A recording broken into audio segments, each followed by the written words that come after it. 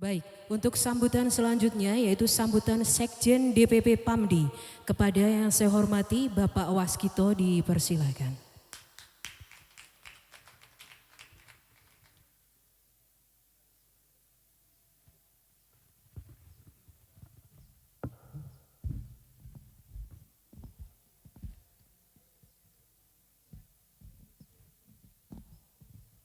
Assalamualaikum warahmatullahi wabarakatuh. Yang terhormat Bapak Bupati, Bapak Anom Widiantoro. Yang terhormat Bapak Ketua DPD PAMDI Jawa Tengah. Ini juga guru saya, senior saya. Dulu kalau mau nonton beliau saya sampai loncat-loncat pagar, Pak. Beliau pegang bass. Nggih, Mas Pran nggih. Ini saya kayak gini. Terus kemudian juga seluruh jajaran di Pemkab Pemalang dan juga hadirin semua, karena ini juga untuk menyikat waktu supaya tidak berkepanjangan.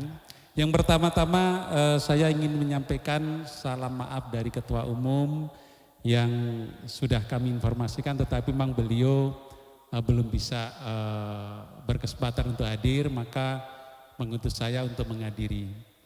Nah, selanjutnya di dalam kesempatan ini kebetulan juga ada Pak Bupati juga. Dari DPP ini ingin menyampaikan dua hal yang cukup krusial akhir-akhir ini yang menjadi isu dan bahkan mendorong beberapa daerah itu berinisiatif untuk melakukan demo yang dilakukan oleh PAMDI di beberapa daerah. Di Jawa Tengah ada, di Kalimantan ada, terus kemudian juga di Jawa Barat, Banten ada.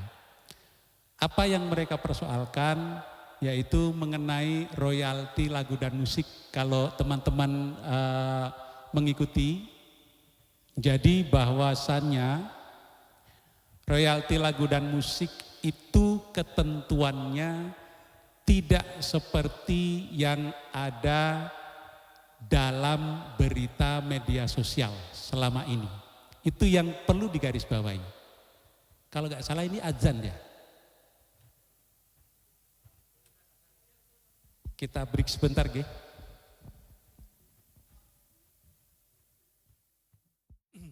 Nggih, nyun sewu, saya lanjutkan lagi.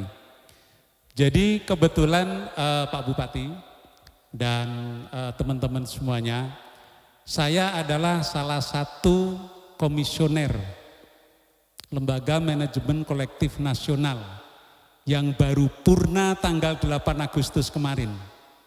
Saya purna bakti, sekarang sudah diteruskan oleh komisioner periode keempat, dan kebetulan saya yang mengelola keuangan atas pengelolaan royalti tersebut secara nasional.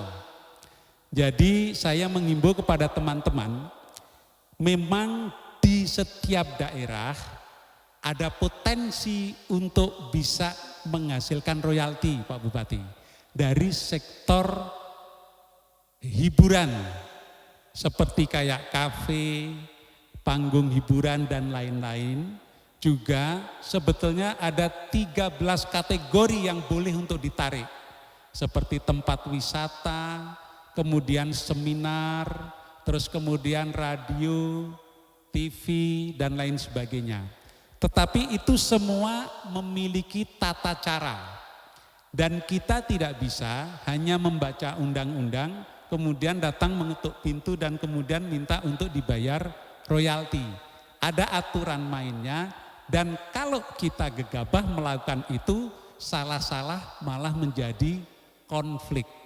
Nah, oleh karena itu, karena beberapa daerah juga sudah mengusulkan untuk demo. Kenapa? Karena salah pengertian. Apa yang menjadi salah pengertiannya? Jadi yang dipikir membayar royalti itu adalah senimannya, Bapak-bapak dan Ibu-ibu. Padahal Yang wajib membayar royalti itu bukan pelaku pertunjukannya. Jadi bukan pemain musiknya, bukan player OT, bukan biduannya yang wajib membayar. Tapi yang wajib membayar itu adalah penyelenggara atau event organizer atau pemangku hajat. Nah, tetapi karena di media itu digoreng dengan adanya konflik Agnes sama Ari Bias, kemudian Ahmad Dhani sama Once, jadi seolah-olah yang disuruh atau yang wajib membayar itu adalah artisnya atau pelaku pertunjukannya. Ini yang tidak benar, ini hanya sekedar informasi dasar supaya untuk tidak terpancing. Karena di Kabupaten Jepara pun saya sudah dapat tembusan suratnya, sudah mengirim ke DPP untuk siap-siap melakukan demo. Nah, kalau demo dengan bekal yang tidak pasti, informasi yang tidak valid, salah-salah ini malah akan mempermalukan diri kita sendiri karena kita dianggap pahlawan kesiangan. Kan seperti itu. Bahkan di tempat ini saya selaku Sekjen DPP mengajak teman-teman semua apabila mendapatkan informasi-informasi yang sekiranya meragukan, mohon untuk dikonfirmasi melalui sekretariat. DPC bisa melalui DPD, nanti kalau DPD tidak mampu untuk menjelaskan, maka akan disampaikan kepada DPP. Karena kemarin dari sebagai informasi ini Pak Ketua dan Pak Bupati, dari DPD Kalimantan Timur sudah siap berangkat. Mereka ingin melakukan demo ke Jakarta, PAMDI ini. Nah, ini kan menjadi sesuatu yang malah nanti bisa mempermalukan diri kita. Lebih-lebih akhirnya nanti kalau ada apa-apa yang digoreng-goreng malah ketua umum kita nanti. Nah, itu harus kita waspadai. Itu yang pertama. Jadi untuk royalti saya pribadi dan sebagai sekjen berjanji jika teman-teman atau kemudian nanti Pak Bupati ingin memfasilitasi bagaimana sih tata kelola royalti di wilayah Kabupaten Pemalang, saya siap untuk hadir kembali untuk memberikan sosialisasi mengenai royalti ini, karena ini akan bisa menjadi potensi untuk bisa menjadikan organisasi ini bisa berjalan. Tetapi ingat, semua ada aturan mainnya ya, tidak berarti serta-merta karena kita merasa seniman terus juga boleh melakukan apa saja. Jadi itu kita sepakat nih untuk yang royalti. Kalau ada informasi yang dari media sosial dan bagaimana, itu jangan ditelan mentah-mentah karena mereka hanya mengetahui kulit-kulit luarnya saja. Saya 3 tahun menjadi komisioner, insya Allah nanti ilmu saya bisa bermanfaat jika teman-teman di wilayah Pemalang ini ingin mengelola royalti dengan benar. Itu yang pertama. Yang kedua untuk KTA. KTA ini juga sebetulnya secara ADART itu hanya boleh dikeluarkan oleh Dewan Pimpinan Pusat. Tetapi kemarin juga ada beberapa daerah termasuk juga yang di Jawa Tengah itu mengeluarkan juga KTA masing-masing dan ini menjadi polemik. Nah, biasanya mereka dalilnya adalah kenapa kok mereka mengeluarkan KTA? Karena mereka berpikir ya kita pengen tahu dong, karena kita kan wilayah supaya teridentifikasi. Kita ini anggota dari DPC mana, DPD mana gitu kan. Nah, jangan khawatir teman-teman bahwa KTA yang sekarang ini yang terakhir seperti ini bentuknya, ini sedang dirubah. Kita sedalam finalisasi bekerjasama dengan satu bank dan nanti KTA-nya itu bentuknya bisa menjadi e-money sekalian atau uang elektronik. Kita dalam finalisasi untuk integrasi sistem yang dikembangkan oleh PAMDI pusat dengan sistem bank mereka. Ya, jadi jangan khawatir teman-teman, karena di KTA ini nomor KTA-nya nomor 2 digit di depan itu menunjukkan indikator provinsi. Itu untuk 2 nomor digit di depan. 2 nomor digit di belakangnya itu indikator kota atau kabupaten. Kemudian 5 digit di belakangnya itu adalah nomor keanggotaan. Jadi nanti teman-teman walaupun kartunya sama itu akan dibedakan oleh indeks nomor sehingga nanti akan diketahui, oh ini dari DPD Jawa Tengah, terus kemudian dari DPC Pemalang. Ya. Untuk sebagai informasi Jawa Tengah kurang lebih sudah mendaftar sekitar 850 anggota. Dari Pemalang alhamdulillahnya ada 4 yang sudah mendaftar. Tapi hebat, kadang itu didaftarkan ketika DPC-nya belum ada Pak Bupati. Artinya masyarakat Pemalang sudah luar biasa loh. Ingin juga berkeinginan menjadi anggota PAMDI. Dan nanti mungkin di bawah kepemimpinan Haji Aryo ini keanggotaan bisa dikembangkan. Karena ini nanti akan banyak manfaat. Dulu ketika COVID yang memiliki anggota PAMDI ini banyak sekali dapat sumbangan. Di Jakarta itu sampai susah-susah nolak malahan. Karena banyak sumbangan yang dikasih itu aja kan. Itu. Nah itu yang kedua. Jadi ini juga sangat penting sekali buat kita supaya tidak menjadi polemik. Dan daerah nanti itu dengan inisiatif-inisiatif sendiri membuat KTA. Dan itu secara anggaran dasar, anggaran rumah tangga tidak memungkinkan. Jadi kita sepakat ya teman-teman J. Nah kemudian yang ketiga, saya sangat bangga dan saya sangat salut dengan Pak Bupati yang sangat humble, ganteng tapi humble, ya terus kemudian merakyat dan lain sebagainya. Saya ingin pesan kepada pengurus dan juga kepada anggota PAMDI di seluruh Pemalang ini, jaga beliau. Jaga beliau. Kenapa?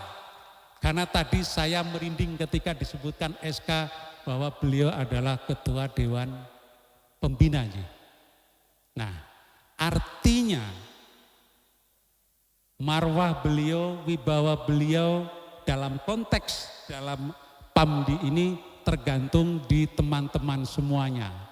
Jadi jangan sampai nanti kebersamaan beliau dengan teman-teman ini malah akhirnya atau pada akhirnya itu menjadi sesuatu yang kontraproduktif.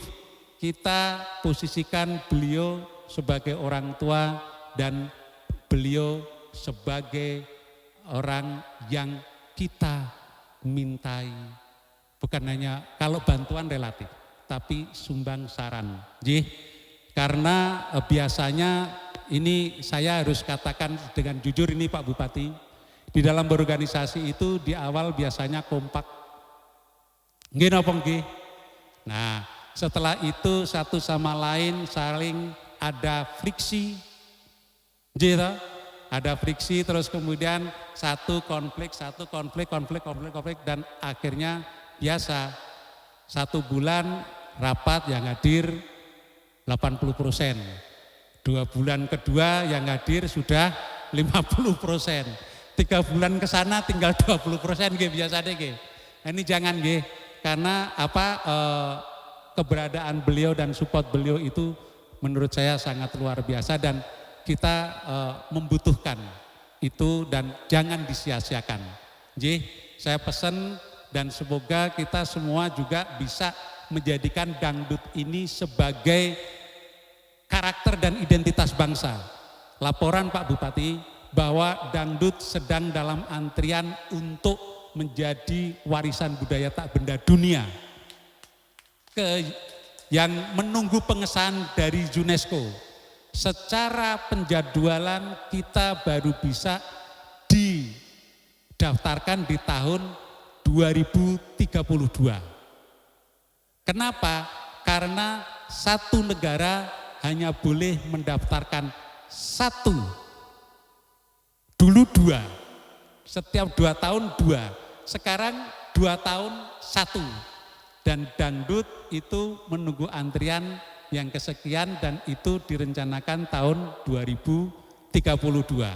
Kemarin kita menghadap Pak Fadlizon, Menteri Kebudayaan, beliau berjanji ingin mendorong di tahun 2027 atau paling lambat 2029. Tapi kita lihat semoga itu bisa menjadi kenyataan. Ketika dangdut menjadi warisan budaya tak benda dunia, artinya Indonesia menorehkan sejarah melalui seni musik.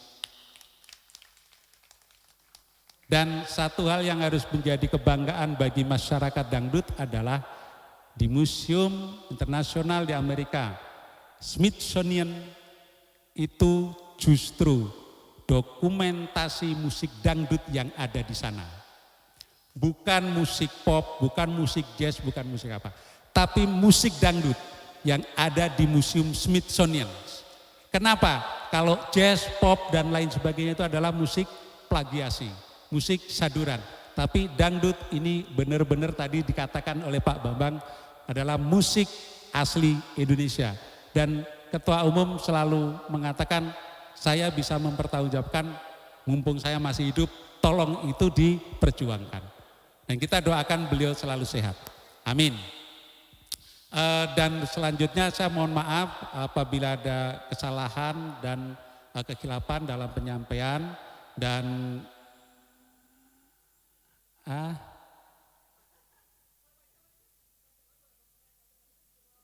bukan, ini karena sakit saya, Pak. Saya itu cerita, harusnya saya nggak bisa hadir ke sini. 3 hari yang lalu saya ambruk nggak bisa bangun, makanya tadi diterapi sama Pak Ketua. Luar biasa, Pak Ketua tahu saya sakit, Bapak sakit ini. Luar biasa, tapi saya juga nggak mau kalau nggak hadir, Pak. Takut sama senior saya. Saya udah janjinya digantung nanti saya pulang. Nggih, saya sama Pak, saya Semarang Pak, sama dengan beliau.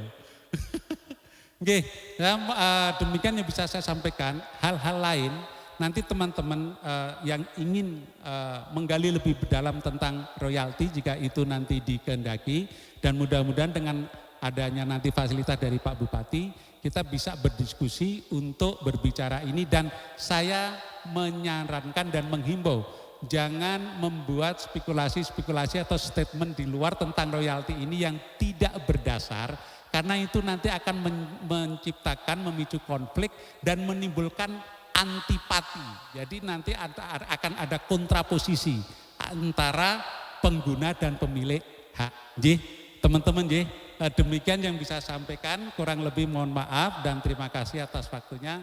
Sekali lagi selamat buat DPC Pemalang, Ketua Pak Haji Aryo, mudah-mudahan panjenengan bisa membawa panji-panji Pamdi ini di Kabupaten Pemalang berkibar setinggi-tingginya. Amin. Saya ingin membuat yel-yel, nanti mau dijawab berakhlak ya. Pamdi, Pamdi, Pamdi. Assalamualaikum warahmatullahi wabarakatuh.